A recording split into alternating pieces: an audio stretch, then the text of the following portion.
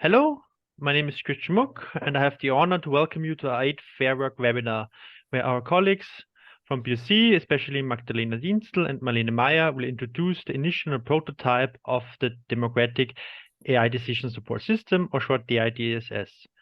You will hear about the case and the use case, which was used to design and evaluate the first prototype, and afterwards more details about the prototype, its structures and its components, with a focus how BOC's OLIVE microservice framework was utilized to support the creation of this prototype.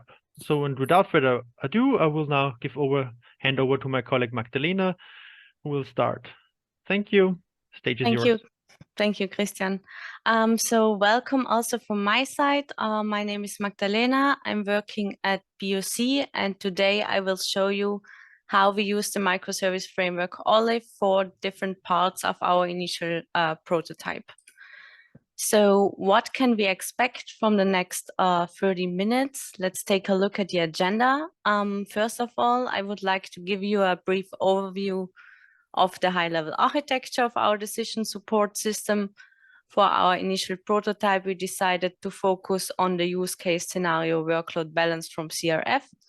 This use case will be introduced by my colleague Marlene in more detail, and after giving you an overview of how this use case scenario is supported by our system, I will present the different building blocks in which we use parts of the microservice framework OLIVE. And this will be done in form of short live demos. And in the end, we will have a short summary of what was presented today. So let's dive right into it. In this slide, you can see the high-level architecture of our democratic AI decision support system.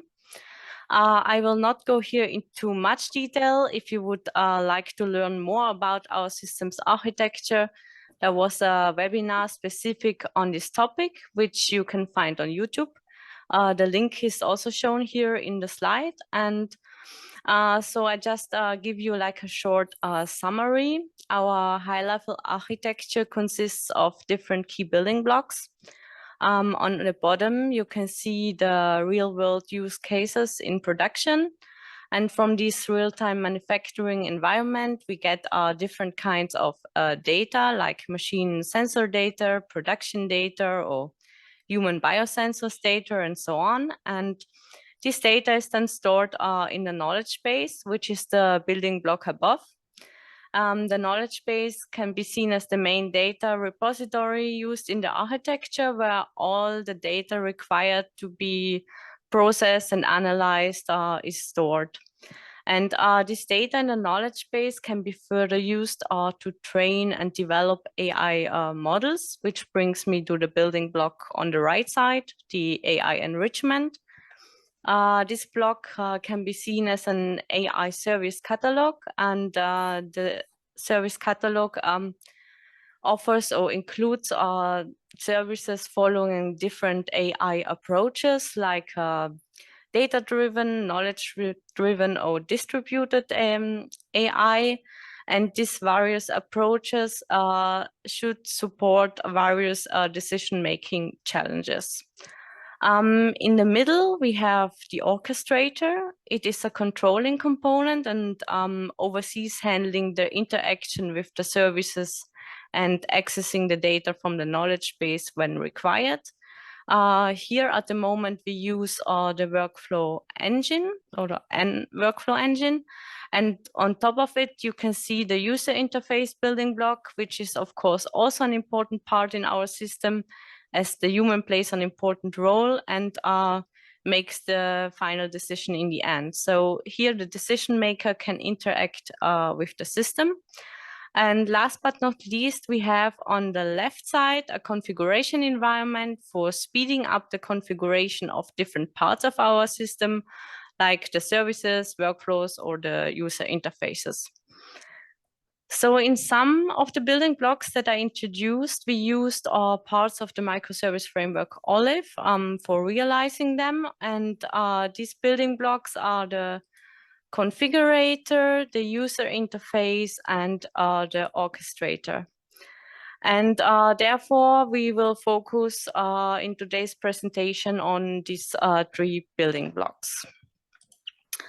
So now that we gave a short overview of the system, I would like to hand over to my colleague Marlene, who will present you the first use case we would like to support with it.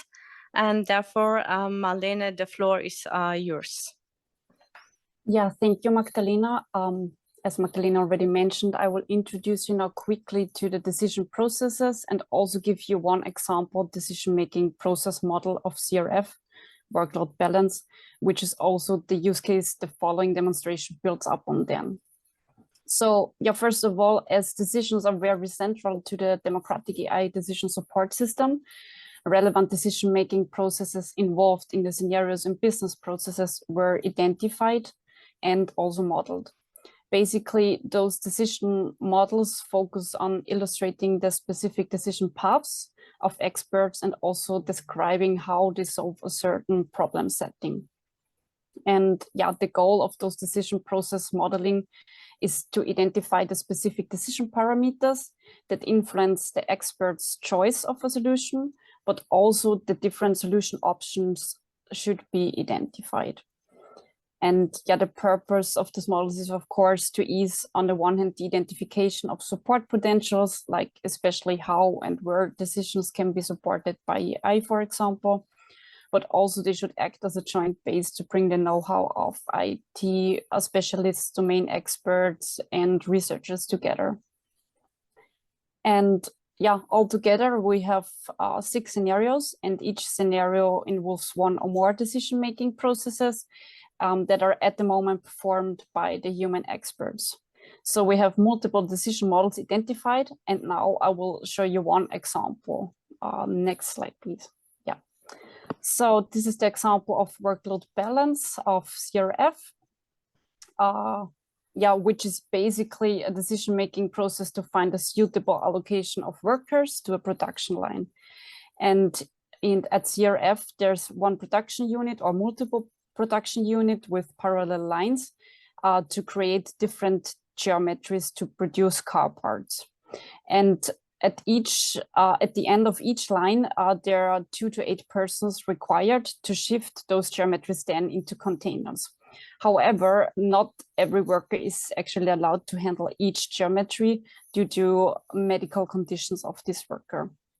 And the goal is now to identify a fast and good solution while also considering multiple decision parameters like, for example, work availability or the medical condition or the capabilities of the worker. And here in this graph, you can see 2 decision outputs, which are basically the blue boxes at the end of the decision-making process. The one box says just allocate the worker or do not allocate the worker to a specific line. And here you can also see yellow boxes or crystals, which are decision gateways or also the decision parameters that the decision maker reflects or like takes into consideration. So here, for example, we have at first work availability. If this is not given, then of course the candidate cannot be allocated to a specific line. Then other parameters, for example, would be the medical condition, is it fulfilled or not, or the experience of the worker. Then also, of course, the difficulty of the geometry plays a role as there are workers who are more physical fit than others, for example. And last but not least, there are also the priority of the order considered as well as the due date of this order. Yeah, with that said, I will hand over to Magdalena now. She will guide you through the demonstration. Thank you, Marlene. So how did we use our system now for the use case scenario workload balance from CRF so far? The decision process you saw before is modeled with the software Adonis, which is part of our configuration environment. And together with example data provided by our use case partner CRF, the relevant information was stored in the knowledge base. This data was then further used to develop AI services and algorithms to support the allocation of the workers to the different lines. And with the help of the Microservice Framework OLIVE, workflows have been created to trigger these services or to retrieve data from the knowledge base. And when needed, these workflows can be executed by the workflow engine. And on top, we have a user interface for visualization and interaction with the system's output and the AI services. So now I would like to go through these 3 building blocks and show you a short live demo starting with the user interfaces.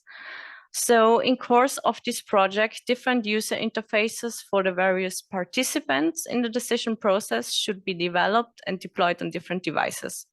And as a first version, we chose to create a user interface to support the UTE head. The UTE head is the manager of the production unit and is in charge of allocating the workers to the different lines. For the example, we took 3 production lines from production unit 4 and we created demonstration data based on the decision process you saw before and different fuzzy rules for 20 workers. And the user interface gives them 2 possibilities, either the manual allocation by selecting workers from a list, or the automatic allocation through an AI allocation service. And this is what I would like to show you now live.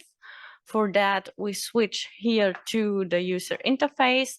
So here on top, you have this manual allocation option where you have for each line the corresponding worker information. So we have these 3 lines here as an example, line 20, line 18, and line 17.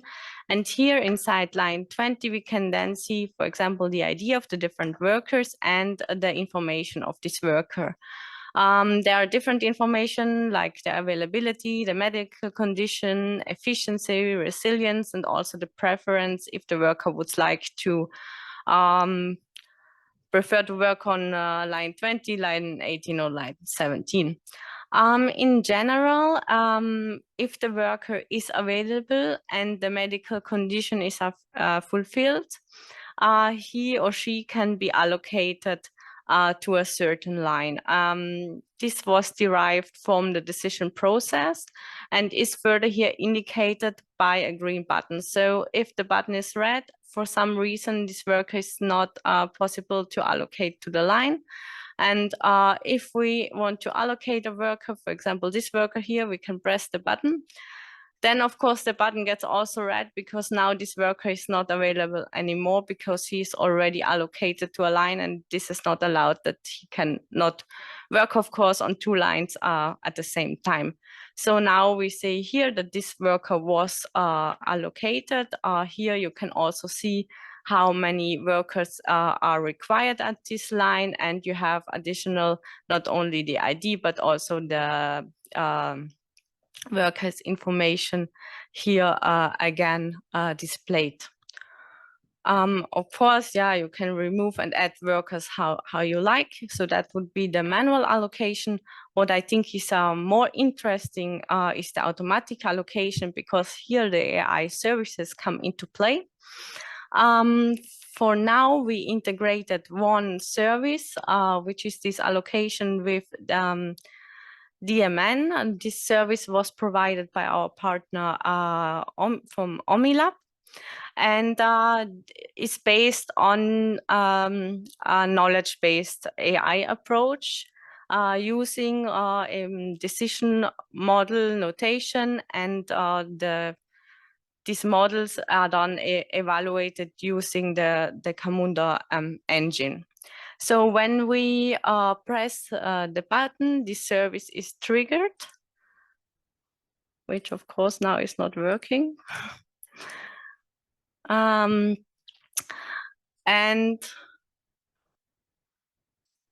okay, we have now a problem here. Maybe I can switch to a video. One moment.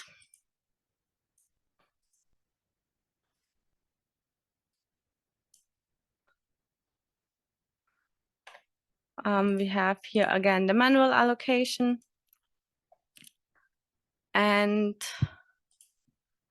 the second option would be this allocation with decision model service. And here you see now that it is allocated automatically.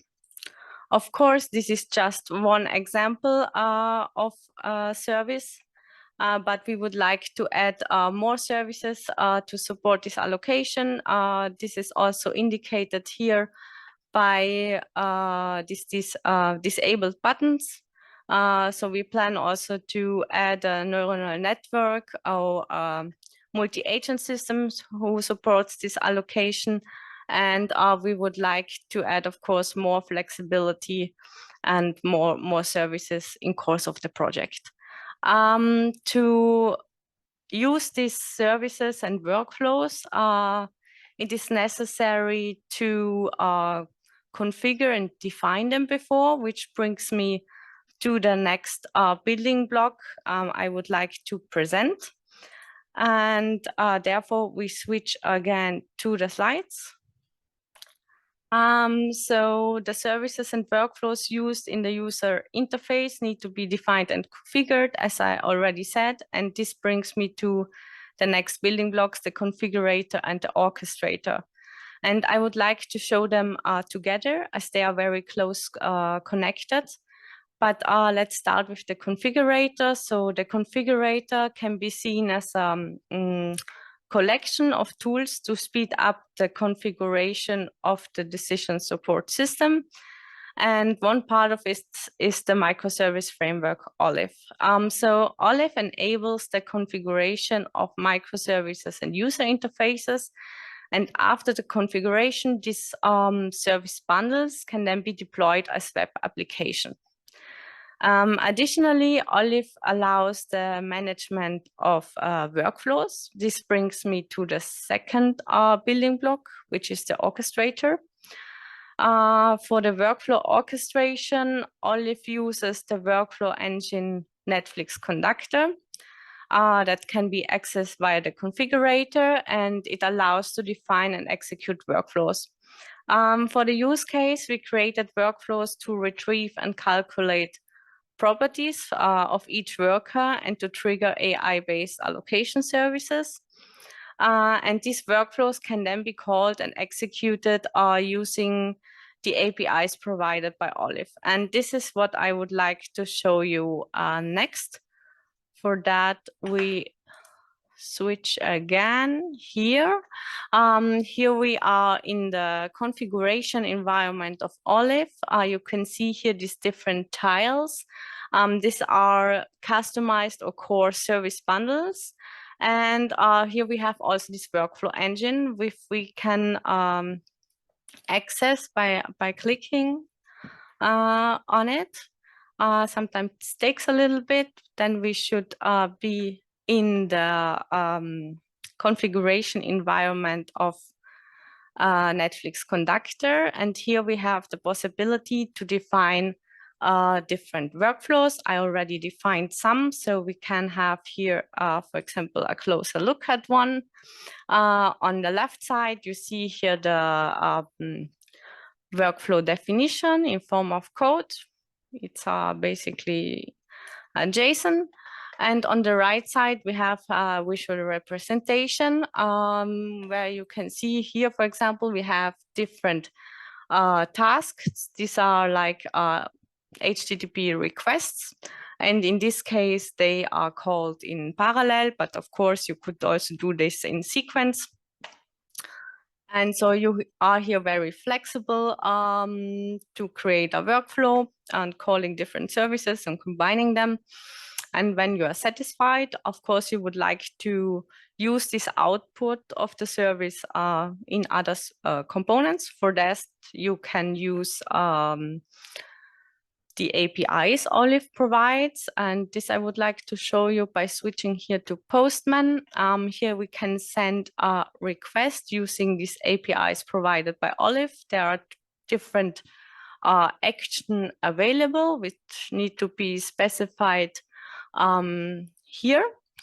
Here we have also to specify the name of the workflow, and if sometimes a workflow can also have input, in this case not, but here this can also be defined. And we have also a filter option, which is also very useful because often you need to transform the output, and this you can do here with this filter option by using JSON data.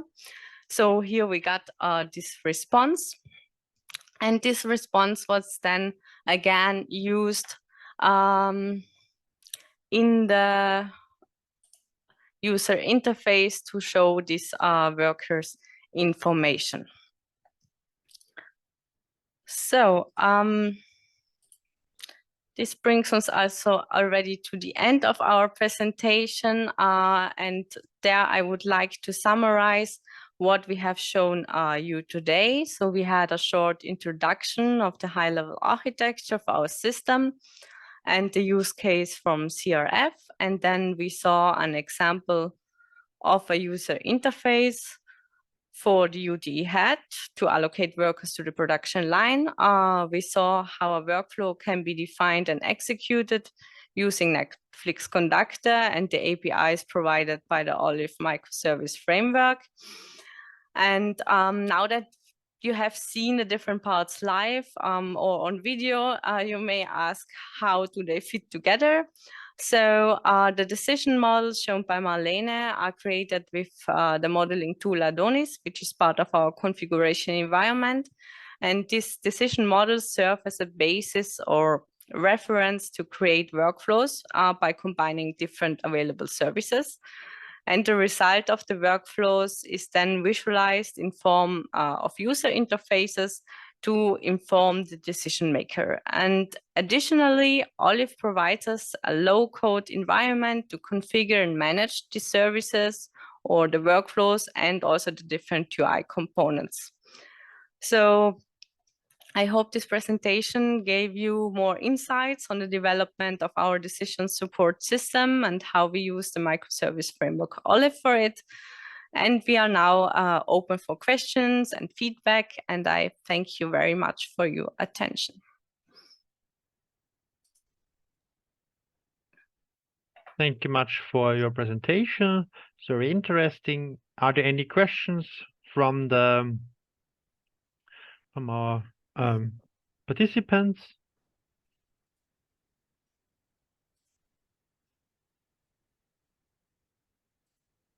Mr. Wolf, we can't hear you because I thought that you're unmuted.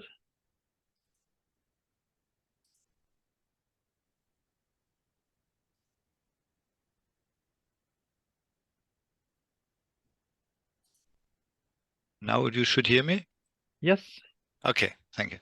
Well, actually, it's the first time I'm here.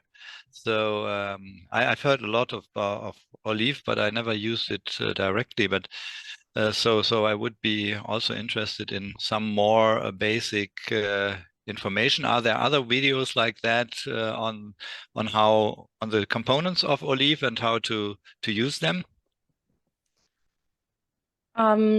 Not at the moment, or they are not published at the moment. But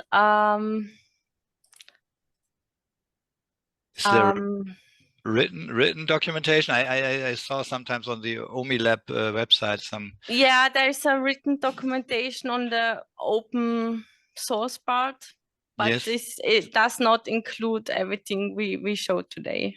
Ah, okay. Not the what is it, the consent, no, how was it called, concentrator, or the overview, the nice web interface to configure different web services? Yeah, I mean that the open source version enables you to define your own microservices. This is available also for trying it out. Can be downloaded on the AdoXX website also. But parts we showed today, yeah, there is still no documentation on that. Ah, okay. Published. Okay. Hope it will be done sometime. Yeah. We are working on that. Okay. Thank you. If interested, I posted the link for the open source OLIVE on AdoXX in the chat. If anyone was interested, but as said, this part we showed now are not published yet and not available to my knowledge. Are there any other questions? Then I want to thank everyone for joining. Special thank you to Magdalena and Marlene for this very nice presentation.